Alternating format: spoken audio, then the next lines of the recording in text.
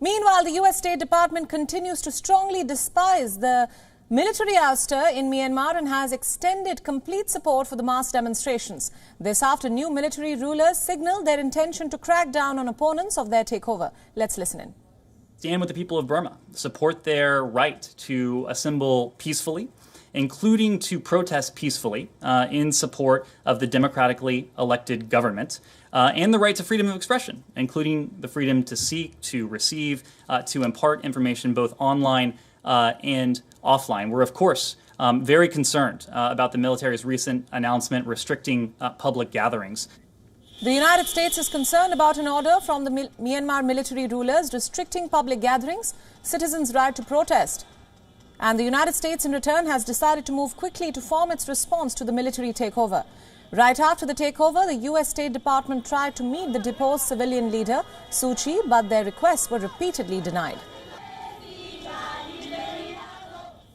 I will say that shortly after the events of February 1st, we made an effort to reach out to Aung San Suu Kyi. We did that both informally and we did that formally as well. Those requests, of course, were denied. The U.S. has also called on China, the historic partner of Myanmar's military, to join major democracies in condemning the coup.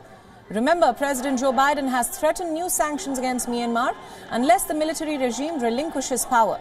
This after the U.S. already stopped financial assistance to Myanmar after formally designating the military takeover as a coup.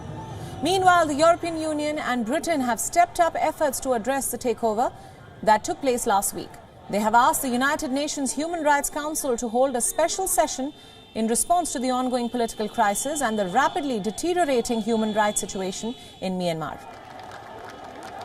We have submitted a request for a special session on the human rights implications of the crisis in Myanmar with the support of 19 additional council members. We must react to the calls of the High Commissioner for Human Rights, who has expressed her grave concern about the removal of the civilian government and the arbitrary detention of dozens of political leaders, human rights defenders, journalists, activists, and others by the military.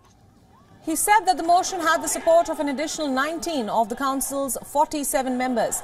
That means, in principle, that the request would fulfill the requirement for the backing of at least a third of the Council's members, paving the way for a special session.